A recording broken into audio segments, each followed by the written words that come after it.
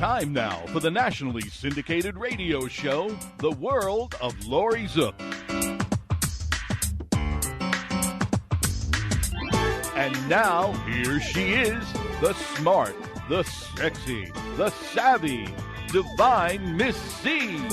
And welcome to the show. I have with me Danny Shedwin. We are doing part 2 of his life story. He's a very interesting person. Been everywhere, done everything, knows everybody. How do you like that, Danny, for an intro? Well, I know you. That certainly adds up to right around 100%. And thanks for offering to have me back. Oh, you're welcome. We never finished our original list of things that you've done and stories that you have. I don't even think we got halfway through the list. But let's start here with the message from Clarence from the Alabama Blind Boys. Yeah, I recorded those fellows on video. That's when at least there was a set of twins there. It looks like since I saw them perform for the White House that maybe one of them is either incapacitated or has passed on. But I had seen them when I was a very little boy. My father took me and my 2 younger brothers at the time, another one came along later, to go and see them. If I remember correctly, I was about 5 years old, but I remembered them from way back then, and then got the opportunity to talk with Clarence and the Alabama Blind Boys in the 90s, and I recorded them. And we talked about this and talked about that and a little bit of their history. But Clarence left me with something that was really profound, and I like repeating profanity. And let me see if I can get it right. He says, "As long as we have dope, there is no hope." And I thought that was a pretty powerful thing to say. And it's interesting, to be around people who have lost their sight or no sight. And if I remember correctly, because I haven't heard this for a long time, I believe that they were born that way, but they were at a certain school, and that's how or a certain facility, and that's how the group was formed. But I thought that there was triplets but I'm going back to when I was 5 years old. I can't quite remember, but I was so glad when the president had them at one of his functions, because that's something that I had known about for many, many years, and the general public was unaware of them, and they're very fine people. Now, this is before my time, so are the Alabama Blind Boys musicians? I don't know. They're singers. Okay. Well, yeah, you just haven't heard them because they're performing quite a bit now. It seems like they've escalated their performances.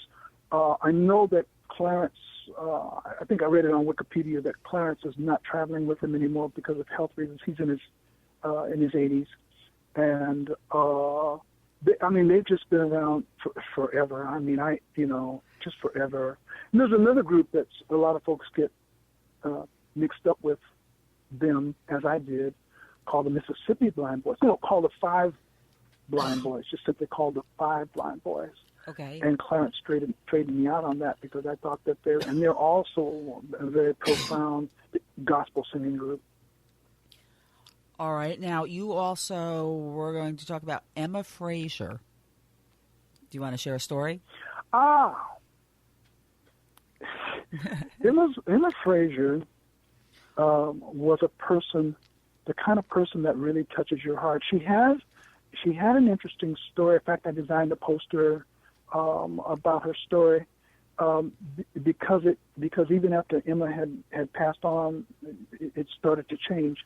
But Emma was a Crow woman who married a Blackfoot woman. A Blackfoot man, excuse me. Okay. But she married a Blackfoot man who went to Morehouse and apparently went to Morehouse and became the 3rd Indian doctor in the country. And their marriage was considered taboo. In fact, among the Indians, their marriage was considered interracial. Well, Diane Carroll, she's the Carroll of, how can I remember his name? The fellow that was all in the family. His wife. Oh, Archie Bunker her guy. Grandfather. Carol O'Connor. Archie Bunker's wife, yeah. Okay. Diane O'Connor, thank you. Her grandfather photographed the Crow when they were moving from Independence to Reservation. And Diane Carroll found some of the slates and got them restored and put them on a tour around the United States for the National Archives. And when they came here, I had just met Emma, told her about it. Emma was about 4'10" or so. She was, I think she was 92 at the time when this was in the 80s. Okay. And she went there, and this cute little lady is standing there saying, "Oh, look, there's so-and-so. Oh, look," and these old pictures. And she said, "Oh, don't you remember so-and-so?" And she had another friend with her. And the deal just was so magic. The fact this famous woman, a famous man, had these marvelous photographs, doing the things that photographs do, capturing time. And here was a lady that found herself in those old photographs. Emma was just a person that she just tore your heart up. She just got in your heart. And she, even though her husband was gone quite some time before I met her, she still had the pride and the grace of a woman who loved her husband. I thought that was kind of fantastic in today's society. Yeah. Now, I just have to ask you, I look at your list of all these famous people that you've met. Are you just in the right place at the right time? Because, your average person doesn't have a list like this. I've been asked that over and over, and I don't know. I don't know how it happens. Most of my life I've just been messing around, and I'm so curious. And because of my experiences with Jerry Lee and people when I was really young, teenager and stuff, I know how to talk to them. Same thing with athletes. I know how to talk to them when the reporters couldn't get interviews with Bo Jackson, or they couldn't get interviews with this guy and that guy. I had a publication at the time, and I had a little way of talking to them and getting them to come out. And but that's because I was an athlete, so I knew what to say. I had an advantage. Right. But it's just I was in radio, and a radio station that all the artists came to when they came to town. They'd all come by the radio station, and all the way from Rosie Greer to Stevie Wonder and Natalie Cole, all of them used to come by the radio station, and you just connected because we were all in the same business. We were in the entertainment business.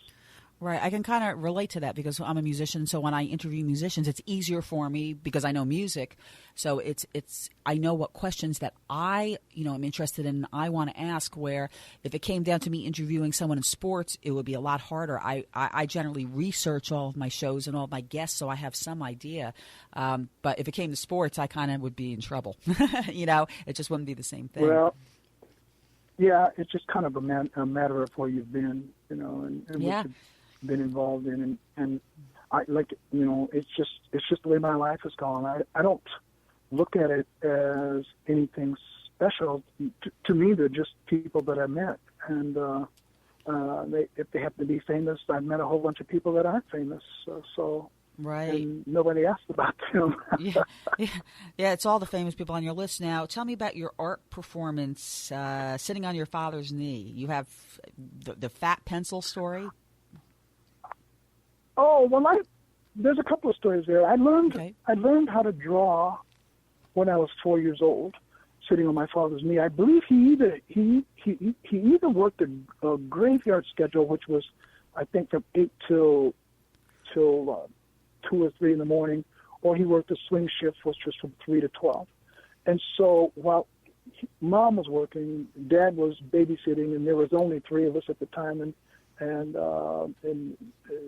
my younger brothers one was 1 year younger and the other was 3 years younger. So my dad would have me draw dogs and horses. I could draw dogs and horses at 4 years old, and I could also print. And then he showed me how to connect the printed letters together with a little ascender or descender. And so when I went to kindergarten, I already had a form of cursive writing down. But then in the 3rd grade, myself Martin Green, Jesse Thomas, the late Jesse Thomas, the late Carl Mackey, and a guy named Tim Olson. For some reason, we formed our own little art group, a little drawing group, and we would get together, and we would decide what we were going to draw, and then we'd come back together at the appointed time, and we would decide whose was best. Well, there was this national contest that came up in the 4th grade, fire prevention contest in the 4th grade. We all got together, we showed our work, and everybody agreed that my work was best. And we were a little concerned about Jesse because Jesse had started to trace. Instead of being original, he'd started to trace. Okay. So we turned all of our work in. The process happened. We forgot about it, and then suddenly we had a meeting, and we went and asked my 4th grade teacher, Mrs. Leroy, what a lady. And Mrs. Leroy knew nothing about the contest. She hadn't heard. A couple of weeks after that, it came in, and Jesse had won the national contest by tracing, with the tracing. Well, which that is cheating. disturbed us deeply. Our group broke up, and we all remained friends, of course, all of our lives, but we stopped our little group. And then, you get to be older, and you look back, and you say, we were 8 years old. What were we doing? We were just 8 years old, and no one put us together. It was something that happened serendipitously, on our own. I can't remember who started it, but Carl Mackey, the late Carl Mackey, usually had the best drawing, and we couldn't quite figure it out. And then he told us he had a fat pencil.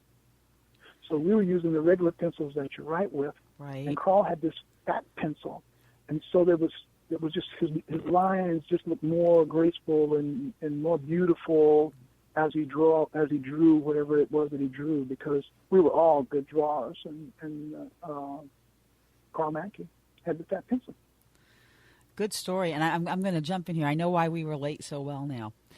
My parents were professional artists. They were art directors. So I grew up thinking drawing and painting. Whoa. I grew up thinking everybody did it. And when I was 4, I drew a picture of a dog. I think they framed it. And, when I looked at it, I go, at 4, it really looked like a picture of a dog. But I always loved drawing. But imagine, when you get older and you're in school, and it's something that you think everybody else does, and then you find out it's not, and it's an extracurricular activity, like art, and you're going, wait a minute, I've been doing this for years. I thought everybody did it. That is interesting how that works, isn't it? It's just what you're doing, Right. It kind of relates to, meeting these people, these different people and stuff. It was just what I was doing. I went home, I think, last year, ran into a friend of mine who's an attorney, and he said, hey, you've had this wonderful life. And I said, well, it's just what I was doing. I don't see it as any big deal, really. It's just what I was doing. Well, to you, it's normal, but it sounds like it's a book to me, because there's a lot of people that you've met, and from a historical perspective, I think it could be pretty interesting. You'd have to write the book, Laurie. No, I don't know. I do radio. I don't know that I'm such a great writer, I can take a ghostwriter or two. That's this stage of my life. I know what that takes. Well, nowadays you can. That's too much. Yeah, that's a lot of work. You can dictate to your computer though. Now they have those programs where you can just speak and it dictates the text right to the screen. That might work. Now tell me about also. Or you can get a good grip by listening to your program. Yes, you can, and that's why I wanted to do this show. Now tell me about the ball field, sandpipers, and smooches. Oh, what was the second one? Ball field and what? The ball field, sandpipers, and smooches. Oh, okay. Ball field was of personal interest to me. When my office, I just finished closing it out yesterday, was in a part of the county called White Center. And in 1964, I had played baseball there in a state championship game. And so but I didn't really know where I was in 64. So when I opened my office, there was the first retail, on the street office that I'd had. I wasn't operating out of a big house. I wasn't sharing space. It was uniquely my own. And I was just wandering around the neighborhood looking around, and I kind of got a a sense of something, starting to feel something familiar, kind of deja vu, but not real clearly deja vu, but kind of something was familiar. Well, it turned out to be the field that I played at in 1964 in that championship. Okay. So they were lining the field. They were putting the lines on the field for baseball, and I sat there and I just kind of watched it. It was a nice day, sunny day, temperature and stuff, and I watched it. And the guy that was doing it seemed very strange to me. So after they finished, I walked out on the field. Now the lines going from home plate to first base are to determine whether there's a foul ball or not. Well, the way that this guy lined the field, he lined the field so it went right straight through the bag. And I said, I just happened to be on the scene to get that photograph. And anybody that's played baseball will see that. And in fact, the guys that were on my team, I sent it to all the guys on my team, and they said, that's the reason we lost that game. So they were kind of like that. Now, sandpipers was a funny thing. I was at the Pacific Ocean, and I was always really fascinated by the sandpipers, the little birds. When the wave would come in, they would run away. When the wave would go out, they would follow the wave out. And they just cracked me up. They were so entertaining, and so I photographed it, and that was my first big selling image. It went for between $800 and $900 back in the '80s. It was just a chance that I was there. Smooches was two walking horses. I know you like horses. Mm-hmm, I do. That were ponies, and they were playing around, and it was a dark northwest day. There wasn't very much light, very much sunlight, and they just got to, quote, horsing around, end of quote. And I photographed so many sports, NBA, NFL, and Major League Baseball, that I caught them heads up, and they were playing with each other. And when I got the image back and got the print back, I said, "Oh, smooches! It looks like they're kissing each other," and that's what that was about. Now let's talk about your photography, because I've seen some of it sometimes on Facebook. Talk about your perspective in photography. Well, I've never been in the envelope. I've always been kind of outside the envelope. I've always looked at things a little differently. Mm-hmm. I've always looked at things in terms of what were they, what is it, what could it be, and that's kind of my approach. And so when I understand what it is, then I start to thinking, well, what else could it be? And that area of what it could be is where I go with my images. And it's really funny because some images that I get back that I dislike today, 3 years later, I'll be asking myself, why didn't I work with this? I just kind of have to be ready for certain images at the times. And sometimes it's the colors. Okay. And sometimes it's just, like you take say a zebra, and because of the contrast of the zebra black and white, I may play with that as many different ways as I can play with that, twist it, fold it, spin it, bounce it, to see when I get to a point that I like it. And when I get to the point that I like it, maybe no one else will, but that's when I'm finished. I got you. You're right, thinking outside the box. And so do you do anything with your photography as far as selling it? Or you just do it for fun? I'm developing my library now. My images now. I've got a CD that has about 65 images on it, and then I've got at least that many more. And I think all told, when I finish, I will have selected about close to 1,000 images. That's a lot. Sounds like a fun hobby, though, right? Some of it is just purely abstract. It's not photographs, it's colors. I have this one series, and in that manipulation of about 7 different colors, I came up with over 400 perspectives on it. So some of those, 40 or 50 of those would be, bumps that number up a little bit. Okay. Now, tell me a bit about the Sonics Championship Parade and John Spellman.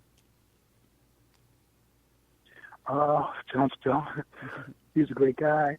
When the Sonics won the NBA championship in 1979, I had gone back to university to study, University of Washington to study, and I was down by the beginning of the parade when it was starting to happen, and I thought I would record it for Perspective Radio. And John Spellman was the county executive at the time, who later became the governor, and I asked him, if it would be okay if I would record it. And John Spellman was this wonderful man, and he just said, yes, of course, because for him it was, this was his championship and it was his baby. So I recorded it, and one of those things that I still got it. I don't know where it's at. It's buried in the other work, but I've still got it. And it was really kind of a fascinating thing for Seattle. It was the first professional sports championship here, and it was tremendously well done. Charlie Royer was the mayor. He was formerly with the NBC affiliate before he became mayor of the city, and it was just very well done.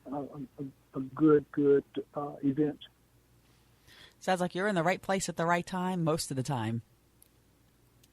Well, that one I went after because I just wanted to have a record of it, because it was the first, and I have a tendency to kind of want to do things when they're first, when things are first. I've been involved with a lot of things that were first. Now they may not mean anything to anybody in the future, but it's kind of like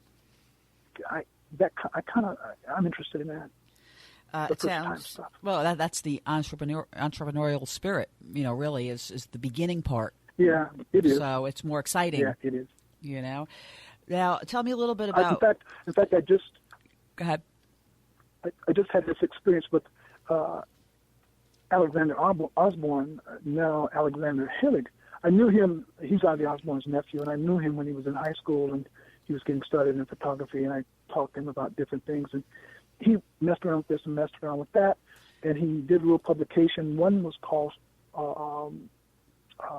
Speak Out, and then I found one the other day when moving, his second one, and it's about 2 inches by 3 inches, and it's a little teeny thing, and he now lives in New Zealand, and he's just done a huge book. I guess it's just huge. I haven't seen it. He was just in town on some family stuff, so I didn't get a chance to hook up with him. But it's very interesting to watch this guy start with this one thing, kind of like tabloid. In fact, I think it was done on regular bond paper, and then do this other thing, which is 2 inches by 3 inches, and now he has this book. It was too heavy for him to bring my copy back with him when he came back to New Zealand, and it's all big name rock groups. Now, big name, big people. What was you had sent me something about Ozzy Osbourne? Well, that's what I just told you. That's about. it. That's what it is. That's that little blue book. Yes.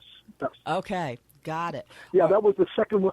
And I was thinking it was the first one because it was so little, but it had this big number 2 on it. And okay. I was telling people, this is his first one. But it was his second one. I gotcha. All right. Well, we're going to just take a quick commercial break, Danny. We're going to come back, and then I'm going to want to talk about Governor Jimmy Carter. So stay with us.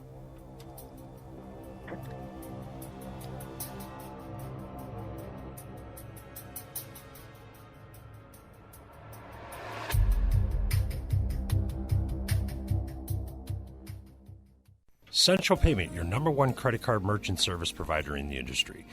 Providing e-commerce solutions, POS systems, standalone terminals, mobile apps, and much more. Call Central Payments James Carner at 813-777-4332. Looking for the lowest rates in the industry and number one customer service?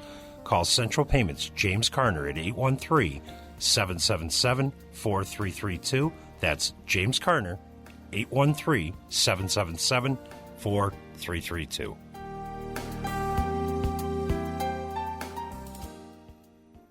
Consumers, do you have bad credit? Can't purchase a house or car? Paying too much in interest on your credit cards and loans? Scammed by credit repair companies? There is hope. You can get back on track and do it the right way. Call Credit Education Consultants today at 813-500-6064. That's 813-500-6064. Or go to crediteducationconsultants.com now and get the help you need. Don't delay. Call today. Mortgage reps and realtor inquiries are also welcomed.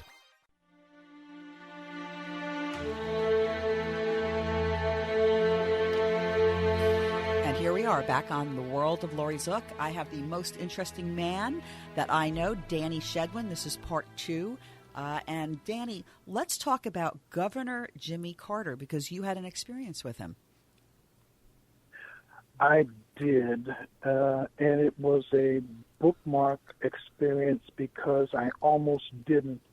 I was working in radio, and the governor came to the radio station.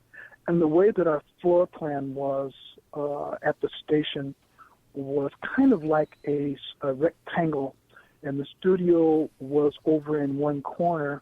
I was on the opposite side of the building along the wall. That's where our stations were. And I was writing commercials for the disc jockeys to record. Okay. I was selling time, and then we wrote our own commercials. What year? I've forgotten who it was. What year was that this? That was 73, 1973. Okay. And you were writing commercials. And so I was writing commercials, and there was an open space, kind of like a semi-conference room between the studio and where I was. And this person, and I apologize because I've forgotten who it was, kept coming over and said, "You got to come see this guy." The guy said, "I can't because I've got these commercials there, I've got these deadlines." And he said, finally, he just wouldn't leave me alone. So I went through the room that was between where I was and the studio, and there was this light coming out of the studio into the room. I noticed there was a really bright light, and the lights in that room were off. But there was a light coming out of the studio as I'm walking towards the studio, and I'm saying, "What in the world?" I couldn't understand it, but I was trying to get through this segment so I could get back to my deadline. So I went in, and there's this a guy in there, and a lot of people, the station owner, and you know, a lot of people, some the local politicians and so forth. And this guy, he had this big smile on his face, and he looked up at me and he says, "Hi."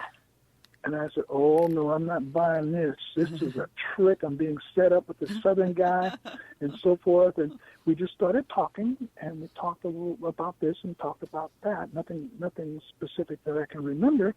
And I said to him, "You know, we've got this brand new restaurant in the city, and it's really, really fine, and it's got Southern cook. You know, I'd like to take you." And he said, "Fine." So later that evening, we all went down to what was called the Heritage House, is what the name of it was at the time. A lot of the acts, artists came through the Heritage House. I can remember the Shy Lights and some of the Motown acts. The group that sang "Rock the Boat." I know the people that work with them now. They came through. At first, it was off street. Vegas acts, and the fellow that was he was a comedian at the time, and later on became that actor with that little kid, little Japanese thing with martial arts. I forgot the name of the film. He was there. Esther Phillips Karate was Kid? there a lot. Was it Karate Kid? Yes. Okay, the one. Lee's yes, right. That's the one. I'll give credit to Lee. And so yes. all these artists came through. Even Billy Eckstein. I came there. I met Billy Eckstein. Spent some time talking with him there. So it was a real nice venue. And Mr. Carter, we went to dinner, and I don't remember seeing him after that, but he was such a fine person, such a gentleman, such a person that was receiving person. He was a strong man because he seemed fearless. I mean, he just, you can be around people who are afraid to meet people, and then you're going to be around people that are comfortable meeting everybody. Right. And Mr. Carter was comfortable meeting everybody. He was just a very nice person. I'm a fan. I'm a dead ringer fan for him. Good story. I enjoyed that one. What about illiteracy and the hidden problem? 1983, a childhood friend of mine, we were doing some video work. He was with the local ABC affiliate here at the time, and he said, "There's this lady." He says she's doing certain kind of stuff. I think you ought to meet her. That's the way he comes to me. No information, just bits and pieces enough to bait me. And so I met the lady. She was elderly. I believe she was in her 80s at the time. And I was really interested in her story because I had closed down my publication and rolled it over into video production documentaries. And this lady was one of the field people that work with functional illiterates. And so after talking with her for a while, I really wasn't interviewing her. After talking with her for a while, my crazy brain started thinking about how interesting it would be to not focus on the politicians and not focus on the people that are famous, but focus on the people that are actually doing the work. So we centered our documentary around her and got so much information about things like, she said, for example, like when you're going to restrooms in a venue, and she said, they have pictures on the door. I said, yes. She said, one is female, one is male. I said, yes. She said, those are for functional illiterates. She said, that lets them know which one's male and which one's female because they can't necessarily read male, female. And she just went to all the different ways of how they keep it quiet, that they are illiterate. And we did it in a way that it wasn't a slam or embarrassing to anybody, but it was just, we did it in a way so that people could understand sometimes why those people who are functional illiterate, sometimes why it doesn't seem to quite communicate smoothly. So people could have more information and go through these other processes that we shared with them in the video. Interesting, because and after that, all my videos. Yeah. After that was the way I started doing all my videos. I started doing it with the people that are actually the ones that are actually doing the field work, and then I would embellish it with the politicians and the. Right. And, I have to share. I got to share a quick funny story with you because I kind of understand that. You have it depends on the bathroom. Some just say women and some say men. Some have the picture of the woman and some. Now they're trying to make it more universal. So maybe there's a picture of a man or a woman just in the stick figure form. Probably about 25 years ago, I was in a restaurant, and this is before I was a dog person, Danny. And there was a picture of a dog on each door. There was didn't say men or women. One was a dog squatting. One was a dog lifting its leg. Not being a dog person when I was younger, I walked into the wrong one because I couldn't tell. If you don't know and you don't have animals, you don't know which one is which. So I guess that kind of made me a dog functional illiterate person. But I still to this day remember going, thank God nobody was in the men's room when I walked in. So yes, I understand. I guess I am a functional illiterate in that respect. Now you have a whole list here of people: Jose Canseco, Harold Reynolds, Jim McDaniels, Leon Hendricks, Henry Fields, people from Bremerton, Jesse Griffin, and your childhood friends. So a big topic here. Well, can I say something? Of course. Before we go into the next topic, sure. Because I've never had an opportunity to say this, and a lady, a friend of mine who was, in fact, she became the longest survivor in iron lungs, said that it makes certain people very proud. I just like to say, "Hi, Mom." Hi, Mom. Okay. You're very welcome. You certainly can do that. Your mom just had a birthday recently, I remember. Oh, right on. Right on. See? All right. Well, tell me about some. Sure. Henry Fields? Sure. Henry Fields was a basketball player in France that played in Monaco a couple of 3 years before I did. And Henry moved from Monaco to Antibes, which is also on the Côte d'Azur, and it's more down towards Nice and Cannes. And he was a giant of guy. He spoke French better than I did. He had been there long enough to pick up the cultural nuances, which I hadn't. I was learning. I was in the process of learning that. There was also a fellow on his team from Los Angeles named Danny Rodriguez, and they had a very good team.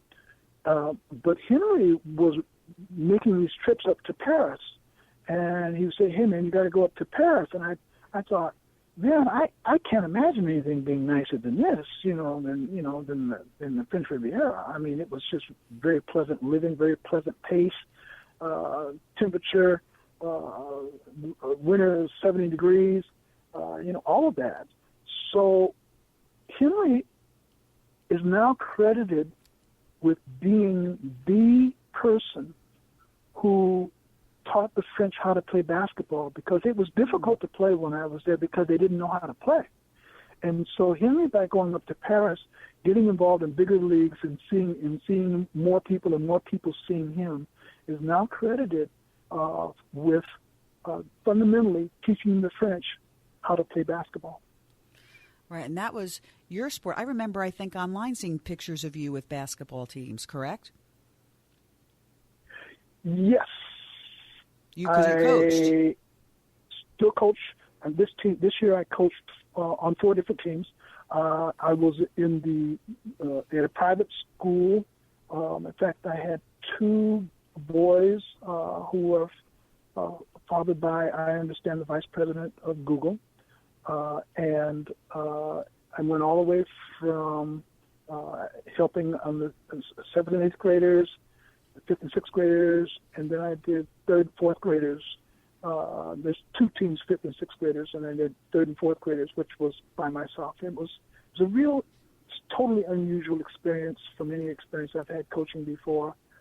Extremely gratifying because it's totally isolated because it was a Jewish school, a Jewish private school, and it was just different, totally different. Good experience. Sounds like it. And now what about KYAC AM/FM radio and the Earth, Wind, and Fire experience? Well, that's the radio station that I was with from about a year and a half, from January 73 till I think it was August of 74. And I was selling radio time, but I was not, again, I don't think in the box.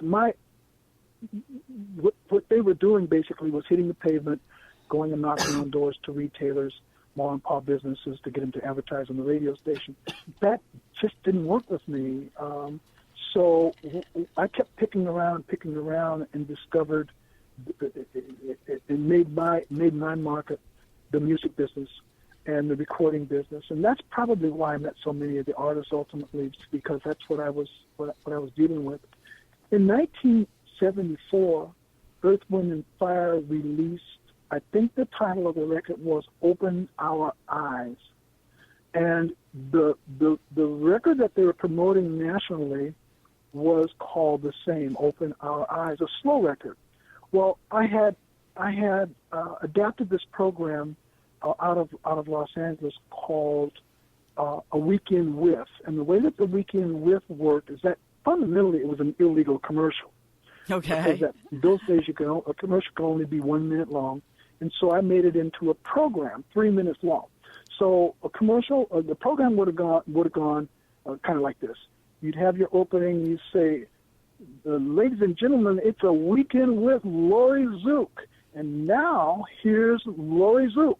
And you say blah blah blah blah blah blah, and then that's a record or a recording, and then you go to a commercial for 30 seconds, and then you pop back and you say, also, the commercial would say, also on Laurie Zoock's label is a record by Danny Shedwin, and that was the whole idea. You were promoting records by artists that nobody even knew about, and the record companies had them in the warehouse and stuff, and so people were going out and buying those records of artists they'd never heard about. And that's what it was all about. A 3 minute commercial and 5-minute commercials. Okay. Well, open our eyes with Earth, Wind, and Fire, they were stuck. The only place it was selling was in the Northwest. So when I pitched them on my weekend with, I could tell that the guy wasn't listening to me. I could tell that he was talking at me, but he wasn't really listening to what it was that I was saying. And I could hear him flipping papers. And he says, "Why are you guys selling so many records up there?" I said, "What do you mean?" He said, "Why are you guys selling so many?" He said, "The record's dead." I said, "Are you sure the record's not selling anyplace else in the country?" He said, "No, it's dead. You guys are the only ones buying. Why are you guys buying so many?" And we talked for a while, and then I thought, well, maybe it's the record that we're playing. So I called my music director, who was Robert Nesbitt, and Robert Nesbitt said, "We're playing Kalimba song," which was a fast song. Kalimba, Kalimba, da da da da da da da. Woo. That's what we were playing in the summertime. Okay. So they took all the national promotion on Open Our Eyes back, re-released it with Kalimba song, and boom, Earth, Wind, and Fire went global. Oh my gosh. On our little radio station. That's an amazing story. I like that one. I like that because those are great guys. I've never met any of them. I have lots of associates who did, but when Mr. White passed on, I sent that story to a friend of mine who was a platter, Jessica Taylor, who knew his cousin. She got the story to his cousin, and I was pleased about that. Well, it's all about connections because it's all about connections because I met you through Elmer Hopper of the Platters, and I met Elmer through Glenn Zatola, who's a legendary musician. And I'll tell you, sometimes Facebook really comes in handy, and you make some great connections with some great people. I'm totally surprised.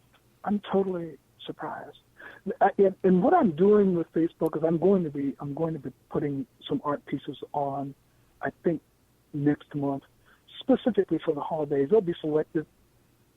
They'll be 11 by 17 on cardstock poster type images. They'll run about $45 with shipping. I had them priced less than that, but a designer from Nordstrom snatched one out of my hand one time and told me she said they're worth $40. So I didn't complain. Charge what you're worth. That's right. Charge what you're worth. Because your photography is very. It's interesting. I just like for people to have them and I want people to have them. So I had it quite about 40% less than that, and because I wanted people to have them. So. Right. Well, you can autograph them though this way, Well, they're not. Well, I've got another one that's a better quality that will be done inkjet process. Those will be autographable, silver autograph, and then the big ones, 2 feet by 3 feet, they'll be gold autograph. Oh, sounds like a the good. The prices go up. That's right. Yeah, sign in gold. Good plan. Tell me about Spare Change and the Art Game. Oh, Spare Change is something that came to me one time, and it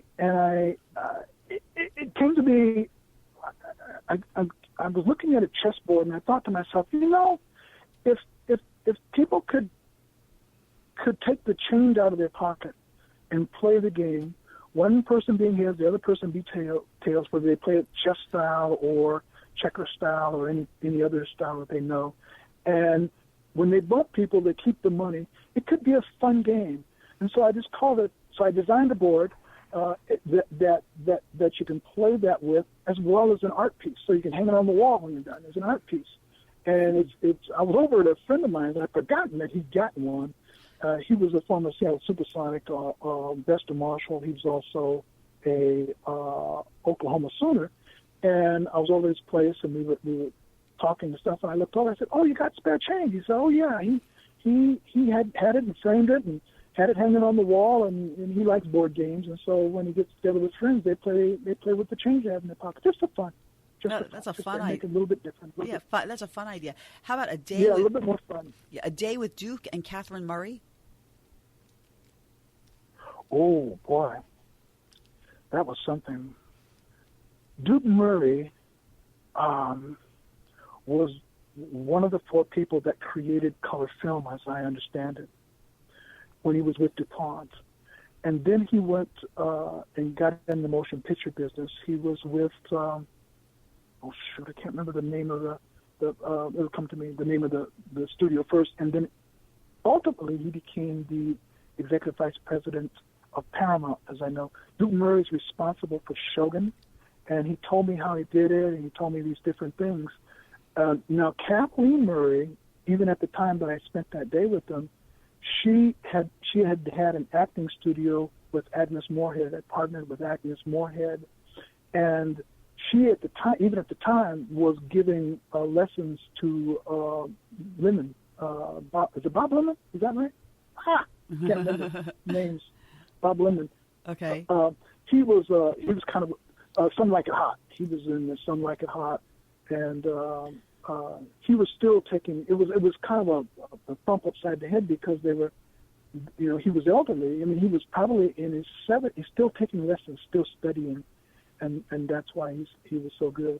But the stuff that Duke told me about production, and it's one of those kind of things where every word, every syllable came out of his mouth was important, and of course you couldn't keep it, information overload, big time. And so I remember I called him back and I said, "Now, Duke," because there was one thing that was outstanding to me, and I asked him, what it was. Could he repeat that for me? And I hated to do that. I was embarrassed to do it, and I hated to trouble him, but he did. He was the guy. He did I know he did Shogun. He was the producer of Shogun and some other films. Pathé Films is the one that I was trying to think of where he started. Errol Flynn was there. Pathé Films still has that film that Errol Flynn never finished. And Duke was I think he was the president of Pathé when Errol Flynn was there. I know Kathleen knew him. Kathleen, wonderful, wonderful people. Wonderful, very, very, very seasoned, humble people. Very humble. Very humble. Now, I'm glad you're sharing all these stories. Friends with Roy Rogers and Dale Evans and all of that. Yep, and I love hearing all these stories. We got about 2 minutes to close on the show. Can you just tell me about the effects of your grandparents on you? My grandparents were from a little town called Garrison, Texas, about 20 miles east of Nacogdoches, going toward the Louisiana border. I only saw them in my lifetime about 12 times. They passed in a house fire. My grandfather was going to be 94 that year. My grandmother would have been about 89. But the effect that they had on me was that there was a lot of times when I went to make decisions, I could have taken the low road, but I considered them and thought about what they would want and what would embarrass them or what they would be proud of in a whole bunch of decisions when I was adult, and it kept me on the high road. It's just that simple. They always, and I have first cousins, same thing.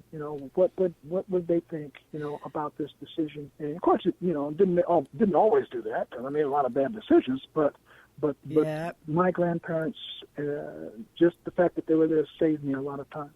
I get that. I was close to my grandparents, especially on my mother's side, and my grandmother in particular I was very close to. And so whenever it came to making a big decision after my grandma had passed in the late 90s, I would say, what would Grandma do, in this kind of situation? And it always kept me straight because I go, what? Because she was such a class act. Isn't that amazing? Yeah, because if you think that way, then you go, okay, I'm going to make a good decision. I tell people all the time, grandparents are really important. Yep, I would agree. Now, let me ask you, how can people get a hold of you if they want to get a hold of you, and how can they see your artwork or your photography? Well, I'm going to be posting some on Facebook. People have nagged me for 50 years, so I'm going to post it on Facebook, and most likely in September. And they can reach me on Facebook. They can find me on Facebook. And if they will say the Laurie Zoock Show, then I'll know that who they are. Okay. And I'll communicate back with them as soon as possible. Otherwise, my email is DannyShedwin@yahoo.com. Right, SHEDWIN, Danny Shedwin. Yes, ma'am. All right, very good. Faye and Bill's baby boy. Well, I want to thank you. Thank you again so much for doing the show with me. You and I will keep in touch. And I'll put some of your. I hope so. Yeah, I'll put some of your contact information up. So once the show has aired in his podcast, people will be able to find you. And it's been a real pleasure. And thank you so much. Pleasure was all mine, Laurie. Thank you. Thank you, Danny. And join us next week on The World of Laurie Zoock.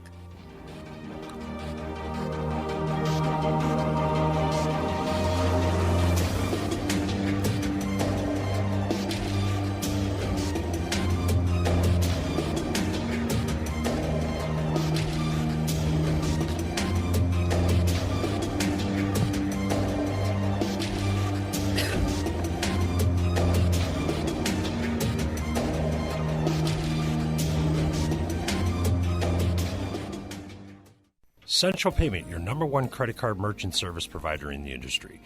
Providing e-commerce solutions, POS systems, standalone terminals, mobile apps, and much more. Call Central Payments James Carner at 813-777-4332. Looking for the lowest rates in the industry and number one customer service?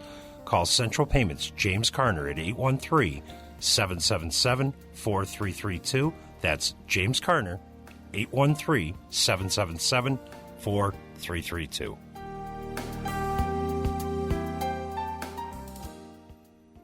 Consumers, do you have bad credit? Can't purchase a house or car? Paying too much in interest on your credit cards and loans? Scammed by credit repair companies? There is hope. You can get back on track and do it the right way. Call Credit Education Consultants today at 813-500-6064. That's 813-500-6064. Or go to crediteducationconsultants.com now and get the help you need. Don't delay. Call today. Mortgage reps and realtor inquiries are also welcomed. Hi, this is Dave Mason, Rock and Roll Hall of Fame inductee and a founding member of Rock Our Vets. Please help us support our military veterans and also the families of fallen law enforcement and firefighters across the country. You know, there is an average rate of 22 veterans per day that take their own lives due to the results of PTSD and over 1,000 calls to the suicide hotline a day from our veterans. Help us to help with making their transition from military to civilian life less of a struggle. We currently have a never-ending gift card drive that allows us to get food, clothing, and basic needs to these men and women that are out on the streets, homeless. We also provide laptop computers to veterans across the country that are returning to school for their educational pursuits or need them to start and manage a business. If your company has laptops that are no longer being used, donate them to Rock Our Vets. We also have some rock and roll memorabilia from myself and many other artists that have stepped up to support these efforts. And it is all available on the website at www.rockourvets.org. Links for everything can be found on the website. And remember, we are an all-volunteer 501c3 foundation. The money donated goes directly to our veterans, and you can actually see the results if you follow us on Facebook. Thank you for your time.